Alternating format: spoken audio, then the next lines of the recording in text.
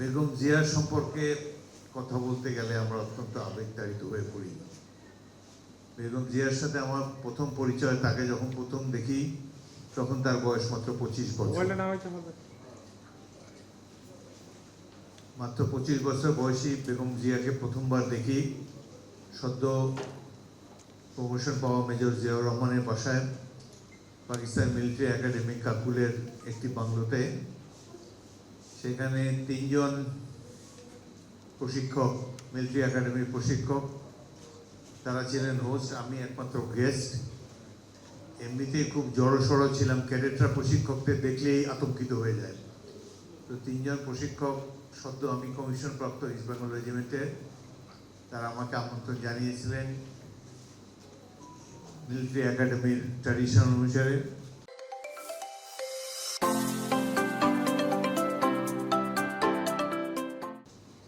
আমি মোটেই স্বচ্ছন্দ হতে পারছিলাম না।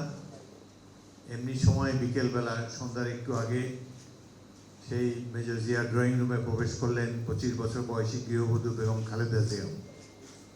তিনি একটি নাস্তার ট্রলি সহ নিয়ে এসেছিলেন এবং আমার প্রশিক্ষকদেরকে বললেন যে ওনাকে একটু শান্তিতে খেতে দেন আপনারা।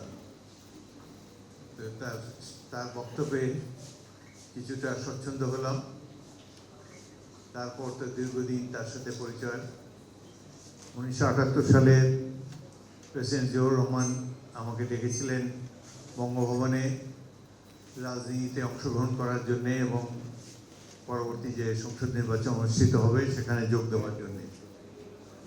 আমি এতই রাজনীতি বিমুখ ব্যক্তি ছিলাম, আমি মহামান্য রাষ্ট্রপতিকে বললাম, স্যার আমার পক্ষে রাজনীতি করা সম্ভব নয়, আমি এখনও ফুটবল খেলি, আমি এসবের মধ্যে নাই। আমার সাথে আরও 2 জন যাদেরকে তিনি আমন্ত্রণ জানিয়েছিলেন, সাবেক সামরিক কর্মকর্তা, তারা যোগ দিয়েছেন। সবাইকে তিনি মন্ত্রী পদে অভিষিক্ত করেছিলেন। তো তারা যখন ফ্ল্যাগ লেগে ঘুরে বেড়ায়, আমি হাফ প্যান্ট পরে স্টেডিয়ামে ফুটবল খেলে ঘুরে বেড়াই। রাজনীতি থেকে এত যোজন দূরে ছিলাম। আমি রাজনীতিতে এসেছি বেগম খালেদা জিয়াকে দেখে। এই দল করতাম বেগম খালেদা জিয়ার প্রতি একনিষ্ঠ থাকার কারণে। 1991 সালে আমি এবং আমার পাশে অবস্থিত রুহুল ইসলাম মনি এবং আরেকজন, সেই সংসদে 300 আসনে মাত্র 3 জন আমরা স্বতন্ত্র সদস্য নির্বাচিত হয়েছিলাম। আমরা 3 জনই বিএনপিতে যোগদান করেছি বেগম জিয়ার আহ্বানে সাড়া দিয়ে। প্রায় 1 বছর পর ধীরে ধীরে বেগম জিয়ার রাষ্ট্র পরিচালনার যে দক্ষতা, এই স্বল্পবাক চারুবাক মহিলা ধীরে ধীরে একজন গৃহবধূ থেকে কিভাবে দেশের সবচেয়ে জনপ্রিয় রাজনৈতিক নেতৃত্ব পরিণত হলেন, এটি দেখে আমরা চমৎকৃত হয়েছি, আবেগ বিহ্বল হয়েছি। সাধারণ মানুষের মধ্যে তার যে অ্যাপিল অকল্পনীয়।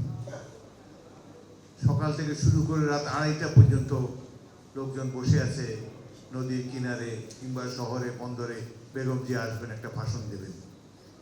নির্বাচনের সময় তিনি যে অত্যন্ত পরিশ্রম করে সারা বাংলাদেশ ঘুরে বেরিয়েছেন অজানা অচেনা ব্যক্তিবর্গকে সংসদ সদস্য বানাবার জন্যে, এটি দেখে আমরা অত্যন্ত চমৎকৃত হয়েছি। 2টা, 2:30টা, 3টা লোকজন কোনো নাড়াচাড়া নেই, অপেক্ষা করে আছে কখন লঞ্চ বেরোবে, কখন নদীর পাশে দাঁড়িয়ে কিংবা লঞ্চ থেকে তিনি মেগাফোনে বক্তব্য রাখবেন। বহুবার দেখে তার চমৎকার বক্তব্য। বেগম জিয়া যেভাবে একজন গৃহবধূ থেকে দলের টানে জনগণের ডাকে সাড়া দিয়ে দেশের প্রধান রাজনৈতিক নেতৃত্বে পরিণত হয়েছিলেন, এটি বাংলাদেশের ইতিহাসের এক অবিচ্ছেদ্য অংশ। বেগম জিয়া তিনি খুব অল্প কথা বলতেন, কখনো কারো প্রতি বিরূপ মন্তব্য করেননি, তার প্রতিদ্বন্দ্বীকেও কখনো কদর্য আক্রমণ করেননি, সবাইকে সম্মান দিয়ে তিনি রাজনীতি করে গিয়েছেন।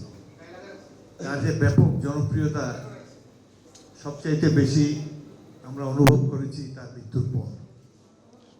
একটি বাসে করে আমরা যারা স্থায়ী কমিটির সদস্য ছিলাম বিএনপির এবং বেগম জিয়ার ভাইয়ের স্ত্রী, তার নিকটজন, আমরা একই বাসে ছিলাম। ধীরে ধীরে সম্মুখ গতিতে বাসটা এই জাতীয় সংসদের দক্ষিণ প্লাজার দিকে এগোচ্ছিল তাকে শেষ বিদায় দেওয়ার জন্যে, তার জানাজায় অংশগ্রহণ করার জন্যে। রাস্তার দুপাশে সাধারণ মানুষ যেভাবে অশ্রু বিসর্জন করেছে, এই দৃশ্য দেখে আমরা অবাক হয়ে গেছি। রাজনৈতিক নেতাদেরকে সাধারণ মানুষ দূর থেকে দেখে, টেলিভিশনে দেখে, কিংবা কোনো জনসভায় দূরে বসে মাইকে আলোকোজ্জ্বল পরিবেশে নেতাকে তার বক্তব্য শুনে। কিন্তু মৃত্যুর পর এই যে মানুষের যে অশ্রুধারা, এটাই প্রমাণ করে যে তিনি ছিলেন সাধারণ মানুষের নেত্রী, তিনি জনগণের নেতা ছিলেন। বোঝাই যাচ্ছে সাধারণ মানুষ কেন অশ্রু বিসর্জন করবে একজন নেতার, যিনি চলে গিয়েছেন, যিনি আর কোনোদিন তাদের কোনো উপকার করতে পারবেন না। আমরা সেদিন উপলব্ধি করেছি যে ব্যাপক জনস্রোত, এত বড় জনস্রোত আমি তো কখনো দেখিনি, বাংলাদেশের মানুষও সম্ভবত দেখেনি, ভবিষ্যতেও দেখবে কিনা সেটি ভবিষ্যতে বলতে পারে। তার মৃত্যুতে প্রকৃত অর্থেই বিহ্বল শোকাভিভূত জনতা তাকে যেভাবে শেষ বিদায় দিয়েছে, এটি একজন রাজনৈতিক নেতার জন্য পরম আরাধ্য একটি বিষয়। এবং বেগম জিয়া তিনি অনেক কষ্ট সহ্য করেছেন, তাকে মাফিয়া নেত্রী হাসপাতালে একটা চিকিৎসা পর্যন্ত দেয়নি। আরেকটি বিষয় দেশের জনগণ জানে না, তিনিও কখনো বলেননি, জিয়াউর রহমান যদি মার্চ মাসের 26 তারিখে চট্টগ্রাম ক্যান্টনমেন্টে বাংলাদেশের স্বাধীনতা ঘোষণা না করতেন এবং জনগণকে, বিশ্ববাসীকে মুক্তি সংগ্রামে অংশগ্রহণ করার জন্য আহ্বান না জানাতেন, জিয়াউর রহমানের প্রতিরোধ যুদ্ধের কারণে আজকে বাংলাদেশ স্বাধীন হয়েছে, নতুবা এই দেশ এখনো পাকিস্তানের অংশ থাকত। জিয়াউর রহমানের ডাকে সাড়া দিয়ে 5টি ক্যান্টনমেন্টের সৈনিকেরা পাক বাহিনী, পাক সরকারের বিরুদ্ধে বিদ্রোহ করে জনগণ এবং বিশেষ করে ছাত্রদেরকে সংগঠিত করে 9 মাসব্যাপী একটি মুক্তিযুদ্ধে অংশগ্রহণ করে, যার ফলে এই সংগ্রামের ফলে দেশটি স্বাধীন হয়েছে, নতুবা এই দেশ এখনো পাকিস্তানের অংশ থাকত।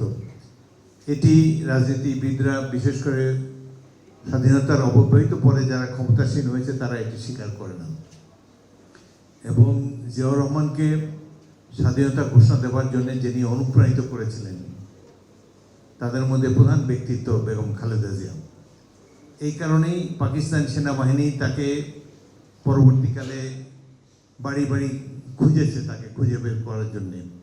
আরও তো কত নেতা নেত্রী ছিলেন, তাদেরকে তো পাকিস্তান সেনাবাহিনী খুঁজেছে কেবল বেগম জিয়াকে, এবং জুলাই মাসের শেষ দিকে তাকে ঢাকা শহরে একটি বাড়ি থেকে গ্রেফতার করেছে।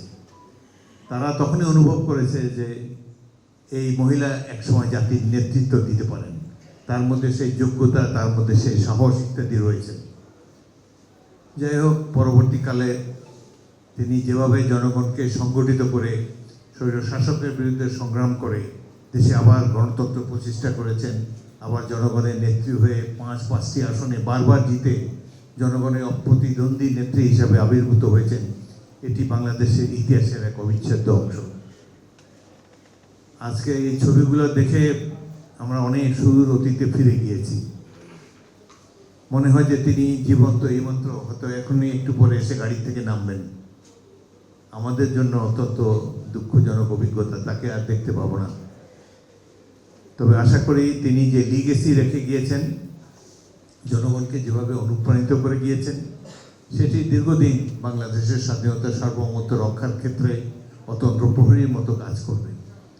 তিনি আজ নাই, তিনি এবং জিয়ার পুত্র সন্তান তারেক রহমান আমাদের মাঝে আছেন।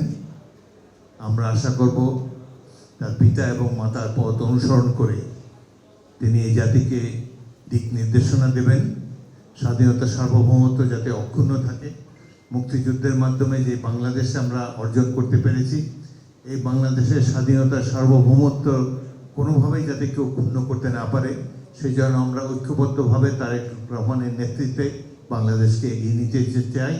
এই হোক আজকের দিনে আমাদের অঙ্গীকার। আপনারা যারা কষ্ট করে এখানে এসেছেন সবাইকে ধন্যবাদ, এবং পরাগকে ধন্যবাদ জানাবার ভাষা আমার নেই।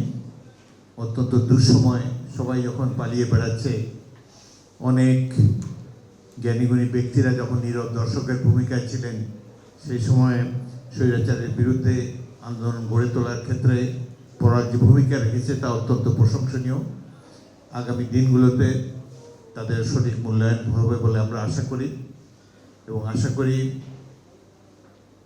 শহীদ রাষ্ট্রপতি জিয়াউর রহমান, বেগম জিয়া এবং তারেক রহমানের পথ অনুসরণ করে আমরা একটি স্বাধীন সার্বভৌমত্ব বাংলাদেশ পাব, যে এই সমৃদ্ধ বাংলাদেশের জন্য জিয়াউর রহমান স্বাধীনতা যুদ্ধে অংশগ্রহণ করেছিলেন, সেটি আমরা তারেক রহমানের নেতৃত্বে বাস্তবায়ন করতে চাই। আপনাদের সবাইকে অসংখ্য ধন্যবাদ। শহীদ জিয়া, খালেদা জিয়া অমর হোক, তারেক রহমান জিন্দাবাদ। আপনাদের সবাইকে ধন্যবাদ। আল্লাহ হাফেজ। ধন্যবাদ। আজকের প্রোগ্রামের